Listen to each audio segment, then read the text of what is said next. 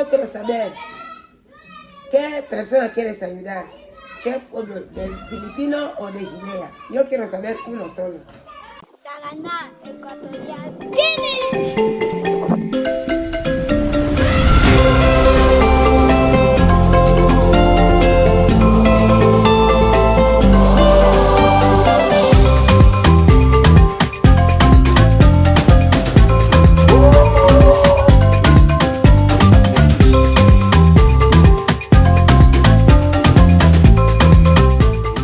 At ako ang inyong amigo dito sa Puerto Bata, Equatorial Guinea. Buenas tardes. Buenas tardes. ¿Qué tal? Bien. Bien.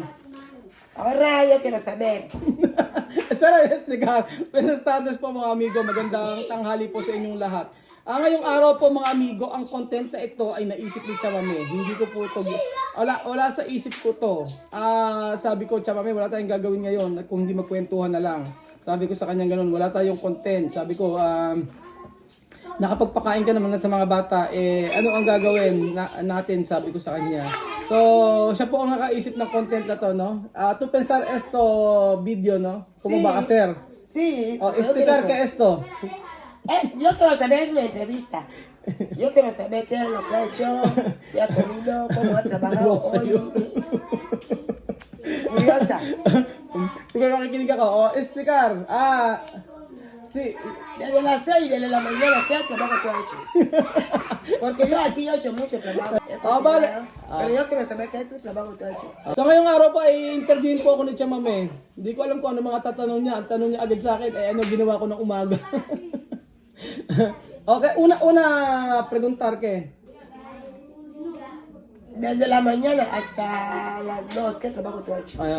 Ano daw ginawa ko mula umaga hanggang alas 2? Alas 2. La mañanita, yo he ido a la centro para trabajar, ¿no? Tiene problema de cosas, ¿no? Tiene problema de cosas. Después yo cambiar de etiqueta, yo cambiar de precio de cosas, no. Ginawa ko po, nagpalit ako ng may mga problema po yung mga in-encode ko. So sa mga nagtatanong po, ano daw po ba ang trabaho ko dito sa Equatorial Guinea? Ang trabaho ko po ay isang data entry po. Data encoder po ako sa isang company dito sa Equatorial Guinea na ang pangalan ng company ay EGTC o EGTC Group po. Group of companies po na kung saan ang company namin ay merong shipping company, merong hotel, merong hotel, supermarket, grocery store, tapos merong hotel, grocery store, merong hardware, meron pong mga bilihan ng mga muebles. So yun po ang aking trabaho. Kasi marami pong tatanong sa akin at gusto daw po mag-apply. Sa lahat po na gusto mag-apply, galing po kaming Dubai mga amigo. At yung sa Pilipinas po ay ayaw po nilang mag-hire ngayon. Gusto nga po nila ngayon na mag-hire dito galing sa Equatorial Guinea na. Ayaw na nilang mag-hire sa ibang bansa. So ang dami kong pasakali. Sa unang tanong ni Chamame. Okay, número 2, ¿qué preguntar? Ahora número 2.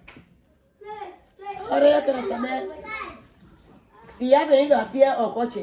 ¿Tú andas a pie? ¿O avión? ¿O tren? Alam mo, ito yung mga tanong ni Chamame. ¿Por qué? No cuenta. No, tú preguntar no está bien. Yo venir aquí con coche. Hoy yo pregunto en serio, quiero saber. Ahora en serio, ¿ah? Sí. No broma. Todos los días, cocinar. Tú no quedas.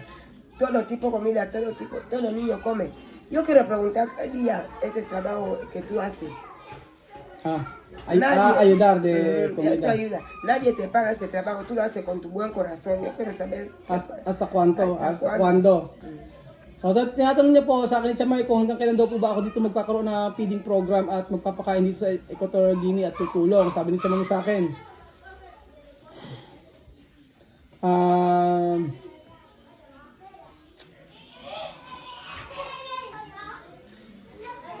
Yung kasing yung feeding program po kasi dito, yun talaga yung nakasanayan namin gawin sa araw-araw po mga amigo. Yung makakain po yung mga bata dito, sa araw-araw, lalo-lalo na po sa gabi, para po hindi po sila natutulog na hindi kumakain. Yun ang gustong-gusto ko. Pero yung sa tanong ni Tia Mami na hanggang kailan ako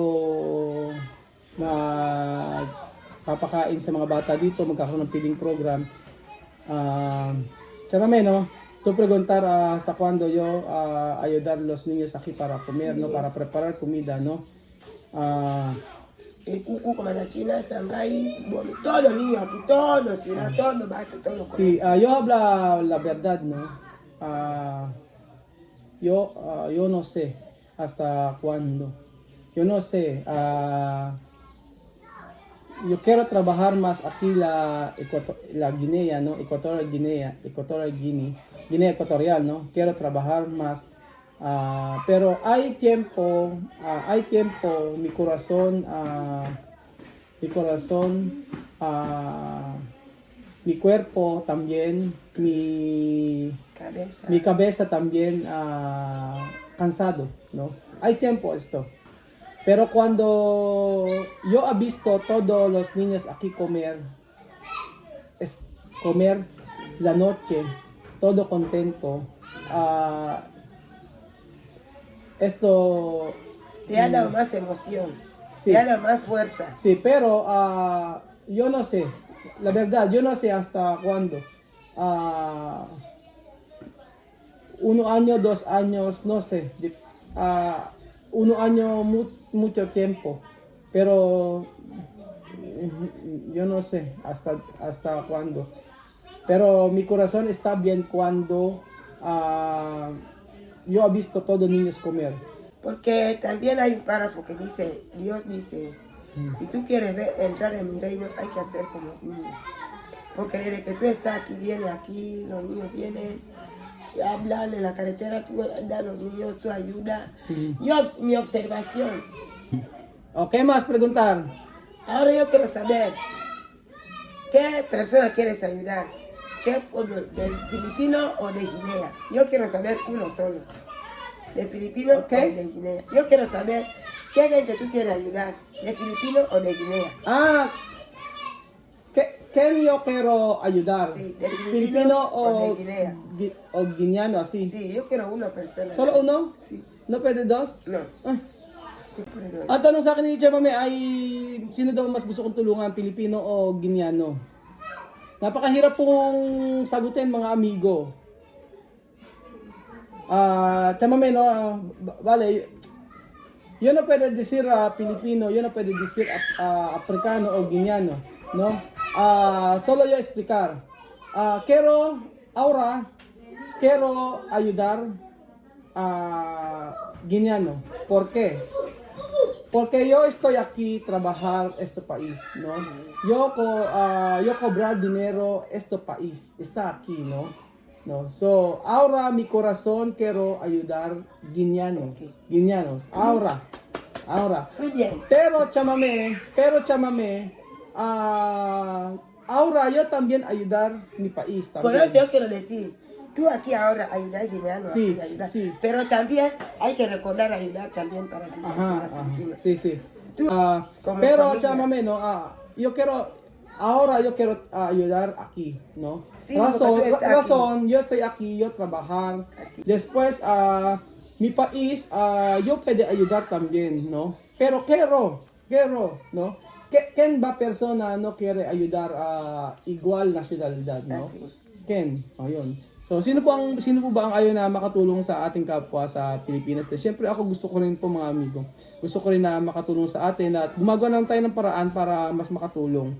So, ako po humingi ng tawad pala o umanhin sa lahat ng mga nagme-message sa akin na hindi ko po napagbibigyan. Lalong-lalo na po sa kahit po sabihin po na marami po nagme-message sa akin sa isang araw po, siguro mga 20, 30 messages sa ating fan page. Hindi ko po nare-replyan. Dahil hindi ko po talaga, kahit sabihin po na, marami po kasi pagkakataon na ako ay naano na po dyan, na naloko po sa pagbibigay po ng tulong na yan. So sabi ko, hindi ako nag-reply pagka meron pong humingi ng tulong. Pero dati kasi talaga nag-reply ako. Alam po ng mga natulungan ko po dati yan sa Pilipinas. Nag-reply po talaga ako dati. Kaya lang, may mga pagkakataon talaga na hindi ko ma-replyan dahil dahil ayoko po maulit yung mga pagkakataon na naloko po ako. Na bibigyan mo tapos meron pa po kasing may pagkakataon na kapag natulungan na po ngayon, darating po yung pagkakataon na hingi na po ng tulong, hingi naman, ganun po. So umanhin po, patawad po kung hindi ko po talaga kayang pagbigyan, na lalo na po kung paulit-ulit po yung hingi ng tulong sa akin. Lalo na po hindi ko naman po syempre kakilala, and then marami nagagalit sa akin na kesyo yung hindi ako tumutulong sa Pilipinas, tapos konting tulong lang, hindi ako makapagbigay. Maraming pagkakataon. No, chamame, hay mucho gente mi país mandar mi mensaje para ayudar. Pero esto no sé como es en serio o no, ¿no? O preguntar más, chamame. Porque yo veo aquí que tú estás ayudando a todo el mundo igual, bien. Todos los niños, mayores, todo. Pero ahora yo quiero saber, toda esta persona, ¿quién tú quieres dejar de ayudar? ¿Dejar? Sí.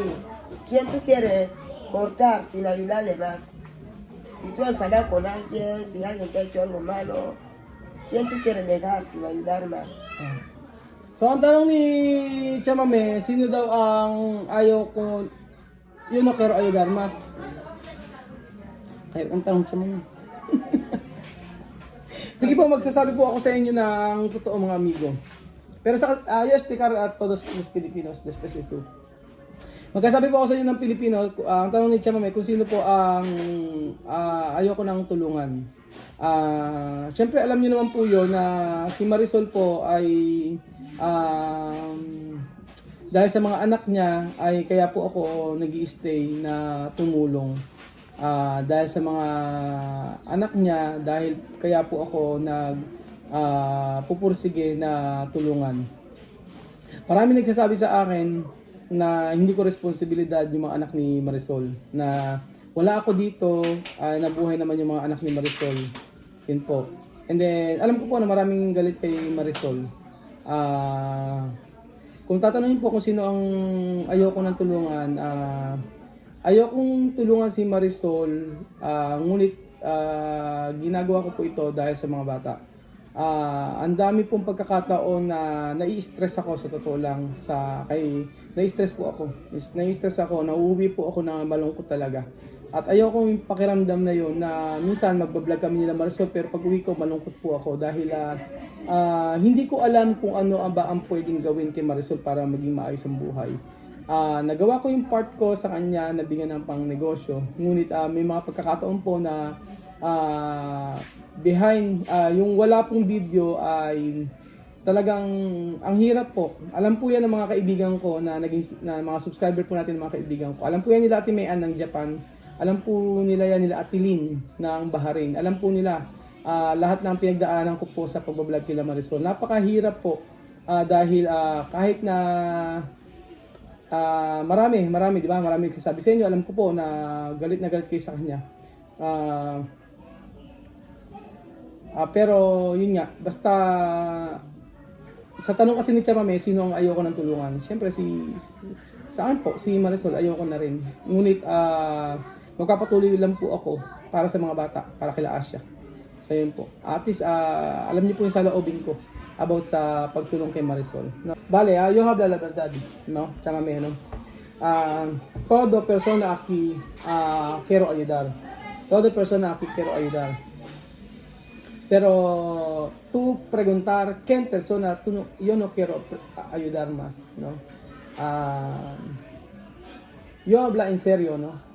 Yo habla en serio, yo habla la verdad. Yo no quiero ayudar más con Marisol. Razón, ¿no? Mucho razón, ¿no? Mucho razón. Cuando yo hacer video con ella, cuando yo salir a venir mi casa, mi corazón mal, ¿no? Mi corazón mal. Yo triste la verdad, ¿no? Yo no triste porque todos ella hablar negativo, ¿no? Cuando ella habla negativo, no quiero así. No como tú, Joanna, Mami Juana, Ate Rosa, todos habla positivo, ¿no? Sí, y Por eso, contento, por eso cuando yo vine a mi casa, mi corazón triste, porque, ¿cómo va? ¿Qué puede ayudar más con Marisol, no? Yo ayudar mucho con ella, pero todo ayudar, todo, no aumentar, tú sabes, ¿no? Tú entiendes, no aumentar, no como tú, ¿no? No como Mami Juana, no como todos aquí, ¿no? Cuando yo ayudar a su vida, aumentar, ¿no? Sí, Cambiar, sí, así. Cambiar. Sí, esto en serio, ¿no? No cambia. So, yun po, sa akin po talaga, maraming may ayaw kay Marisol, maraming may gusto. Maraming nagagalit sa akin about sa ano, pero okay naman po yun. Basta sabi ko nga po, magpapatuloy ako sa pagtulong kay Marisol hanggang walang ginagawang hanggang hindi ako na nagbibigyan ng problema ni Marisol. Tutulong po ako sa kanya kasi marami pong Pilipino dito sa Equatorial Guinea na sinabi na iwasan ko nga po itong babaeng ito. So, sabi ko, mag-stay ako kay La Marisol hanggang, dahil sa mga bata. Yun lang po. So, yun po, nalaman nyo na po yung saloobin ko about sa buhay ko dito at mga tanong ni Tia Mami. So, hanggang hindi po magtanong ni Tia Mami, no? Talagang, una, kanina, niloloko-loko lang niya ako, eh. Pero yun po mga amigo, salamat po sa inyong panonood sa araw na ito. Thank you po sa patuloy niyo pong pagsuporta sa amin. So magkapatuloy po tayo dito, magkakaroon ng feeding program, ano man yung mangyari hanggang alis po ako sa Equatorial Guinea. Salamat po mga amigo, adios, hasta mañana. Bye. Gracias.